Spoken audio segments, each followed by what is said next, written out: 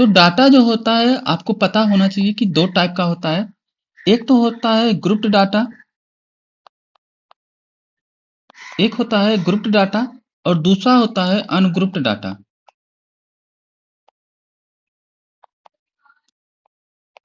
Grouped data और ungrouped data. तो grouped data में आपको पता होना चाहिए इसमें क्या होता है। इसमें यक्स होता है, फ्रीक्वेंसी होती है, ठीक है। इस तरह से आपको दिया होता है। एग्जाम्पल के रूप में जैसे आप समझ लीजिए यहाँ पे 40 से 50 फ्रीक्वेंसी आपका है 7, 50 से 60 फ्रीक्वेंसी दिया है 6, 60 से 70 फ्रीक्वेंसी 3, 70 से 80, 70 से 80 फ्रीक्वेंसी आपको यहाँ पे दिया है 9। ये आपका ग्रुप्ड डाटा के अंतर्गत आता है। आपको पता होना चाहिए कि ग्रुप्ड डाटा क्या होता है, अनग्रुप्ड डाटा क्या होता है। इसके अलग अलग तरीके हैं क्वार्टाइल्स, डिसाइल्स और परसेंटाइल निकालने की। अनग्रुप्ड डाटा में क्या दिया है आपको, सीधा ऐसे दिया रहेगा 60, 35, 60, 35, 40, 38, 70, 75, 79। इस तरह से आपको अनग्रुप्ड डाटा दिया होता है। आया समझ में? ग्रुप डाटा का क्या होता है और अनग्रुप्ड डाटा क्या होता है कि क्वार्टाइल्स में हर एक पार्ट 25-25% का होता है, ठीक है। यहाँ पे Q1 यानी कि यहाँ से यहाँ तक लेकर कितना होगा 25%। Q2 क्या होगा, यानी यहाँ से यहाँ तक लेकर टोटल 55% होगा। और Q3 जो होगा वो यहाँ से यहाँ तक लेकर कितना होगा 75% होगा। और जो पूरा डाटा है वो 100% होता है। अब यहाँ पे ध्यान से समझिएगा, एक फार्मूला लिखा है क्यू के बराबर के ब्रैकेट में n प्लस 1/4 टर्म, ठीक है।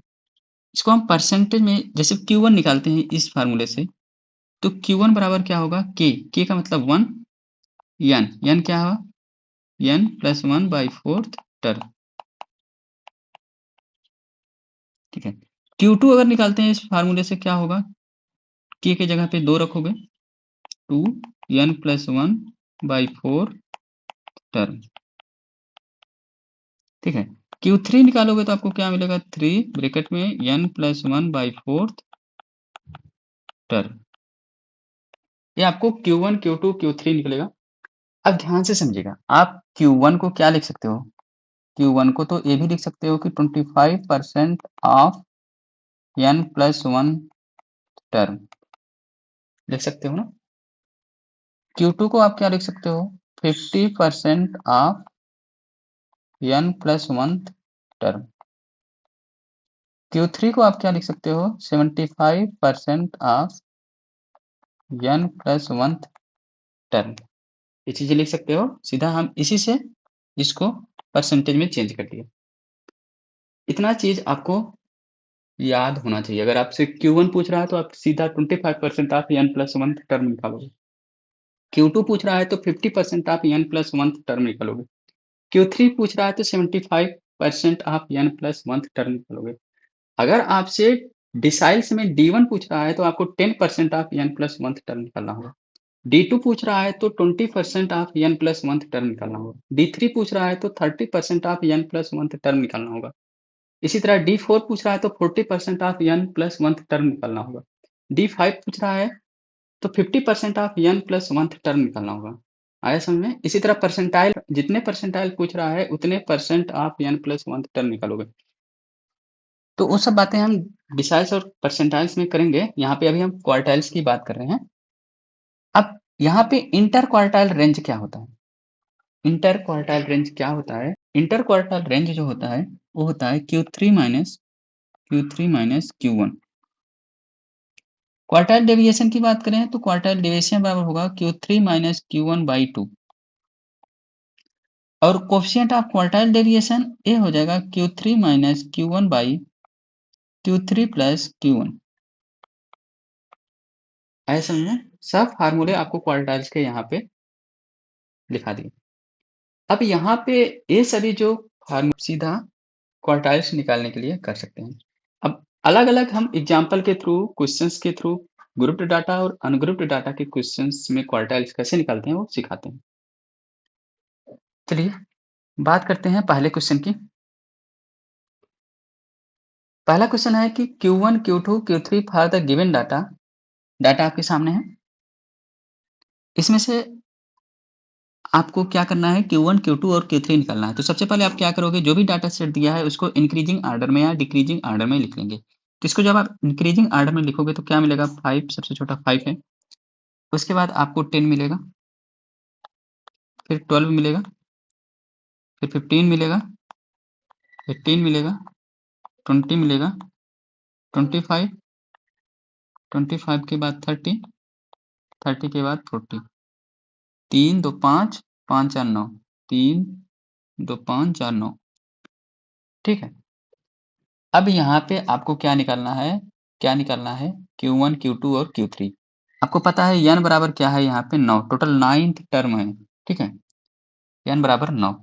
तो Q1 क्या होगा, 25% of 25% of n plus 1, n plus 1 मतलब 9 प्लस 1, तो 10 का 25% क्या होगा, 2.5 टर्म। इसका मतलब क्या हुआ, ध्यान से समझिएगा, यानी कि second term plus 0.5 into third term minus second term. Second term यहाँ पे क्या है, 10 है, प्लस 0.5 थर्ड टर्म यानी कि 12 माइनस 10, 12 में से 10 गया 2, 2 पच्चे 10 यानी कि 1, 10 और 1 क्या हो जाएगा, 11। Q1 का मान आपका क्या मिला, यहाँ पे 11 मिला। इसी तरह आप Q2 निकालोगे, Q2 बराबर क्या हो जाएगा, n plus 1, 50% of n plus 1, 50% 1/2 होता है, यानी कि n प्लस 1/2। तो n कितना है, 9, 9 1 10, 10/2, 9 1 10, 10/2, यानी कि फिफ्थ टर्म। फिफ्थ टर्म यहाँ पे क्या है, पहला दूसरा तीसरा चौथा पांचवा, 18, क्या है 18, यानी कि जो Q2 आया वो आपका क्या आया, 18 आया।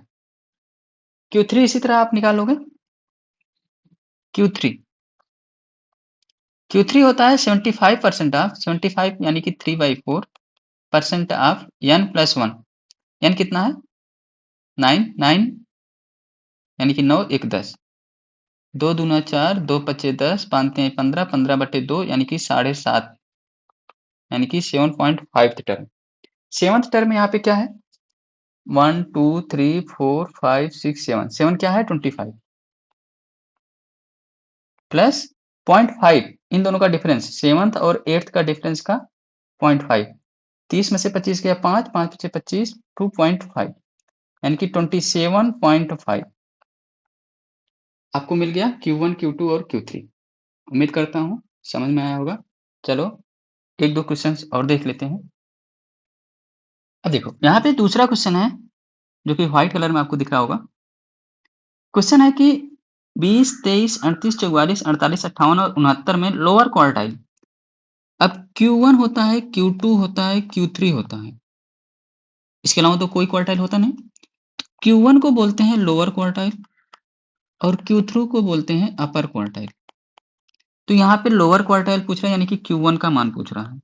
Q1 बराबर होता है 25% of n plus 1th term. n कितना है, 3, 3 6 1 7, 7 1 8, n कितना है 7, 7 प्लस 1 8 यानी 25% ऑफ 8th यानी कि second, second term. Second term क्या है 23, यानी कि इसका आंसर क्या हो जाएगा 23, Q1 का मान हो जाएगा 23। नेक्स्ट क्वेश्चन आपके सामने है, आपको Q1 और Q3 का मान निकालना है। डाटा आपके सामने दिया गया है, कौन कौन सा है, 25 है, 48 है, 32 है, 52 है, 21, 64, 29 और 57। तो सबसे पहले आप इसको इंक्रीजिंग ऑर्डर में यहाँ पे लिखते हो। सबसे छोटा क्या है यहाँ पे 21, उसके बाद क्या है 25, उसके बाद क्या है 29, उसके बाद आपका 32 है, इसके बाद 48, उसके बाद 52 है, 57 है, उसके बाद 64 है। कितने टर्म्स हैं, 4 4 8, 8 दिया, ठीक है। Q1 होता है क्या, 1/4 n प्लस 1 टर्म, n कितना है 8, 8 1 9 यानी कि 9/4, 9/4, 4 दूना 8, 9 में से 8 गया 1, 2.25 टर्म। तो यहाँ पे सेकंड टर्म क्या है, सेकंड टर्म आपका 25 है, प्लस 0.25 थर्ड माइनस सेकेंड, तो 29 माइनस 25 करोगे तो आपको क्या मिलेगा 4। तो 25 प्लस 0.25 गुणे 4 यानी कि 26। Q1 आपको क्या मिल गया 26। Q3 आप कैसे निकालोगे? तो Q3 बराबर होता है 3/4 n plus 1 term, n plus 1 term. तो 3/4 करोगे, n कितना है यहाँ पे, n 8 है, 8 एक 9 यानी कि 9 त्रिक 27/4, 4 छंग 24, 3 4 सते 28, 4 पचे 20, 6.75 टर्म। 6 टर्म आपका क्या है 52, यानी कि 52 plus 0.75 seventh minus sixth.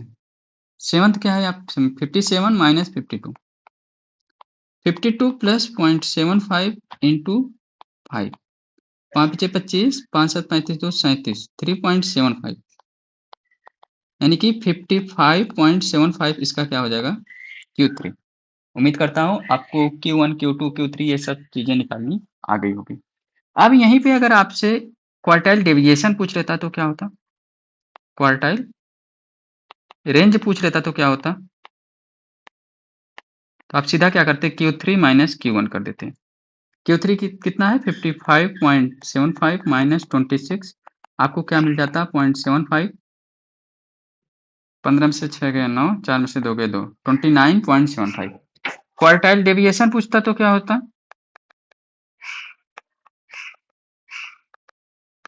Q3 minus Q1 बटे 2, तो इसका हाफ करते तो क्या मिलता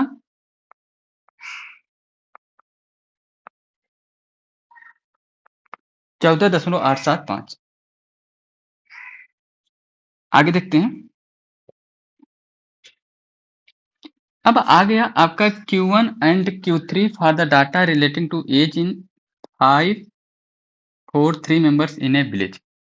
ये क्या है आपका ग्रुप्ड डाटा है, ठीक है, ग्रुप डाटा है। तो इसके लिए आप क्या करोगे, सबसे पहले हम इसको क्या कर सकते हैं, इसको टेबल रूप में लिख लें, यहाँ पे हमारे लिए आसानी होगी। 20 30 40 50 60 70 80 और यहाँ पे है 361 132 153 140 51 और 3।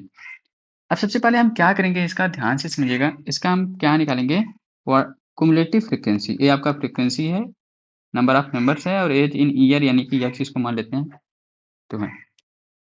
कुमुलेटिव फ्रीक्वेंसी निकालने के लिए क्या करते हैं, तो सबसे पहले 3 होगा, 3 में 61 जोड़ोगे कितना होगा 64, 64 में इसको जोड़ोगे तो आपको क्या मिलेगा 196, 196 में 153 ऐड करोगे तो आपको मिलेगा 349, 349 में 140 ऐड करोगे तो आपको मिलेगा 489, इसके बाद इसमें 51 ऐड करोगे तो आपको मिलेगा 540, इसको ऐड करोगे तो 543, ठीक है, यानी कि यहाँ पे टोटल मेंबर्स कितना है 543। अब ध्यान से देखिएगा, यहाँ पे Q1 और Q3 निकालना है, तो Q1 क्या होता है, Q1 होता है n प्लस 1 1/4 यानी 25% ऑफ n प्लस 1।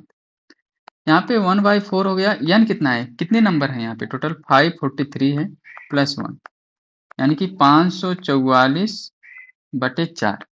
इसको जब आप करोगे तो 4 एकम 4, 4 3 12, 4 छंग 24, 136 टर्म।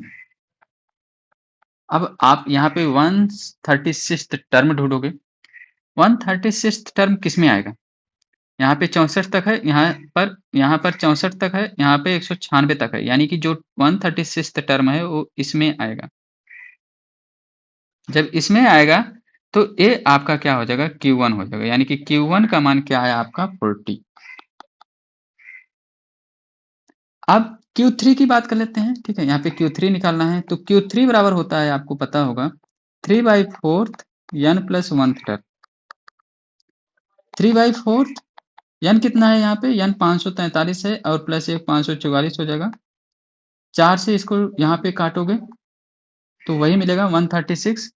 136 का 3 गुना है ना, 136 का 3 गुना आप करोगे तो आपको क्या मिलेगा, 3 छक 18, 3 का 9 10 5 3 एकम 3 1 4, 408 टर्म इसका क्या हो जाएगा आंसर हो जाएगा।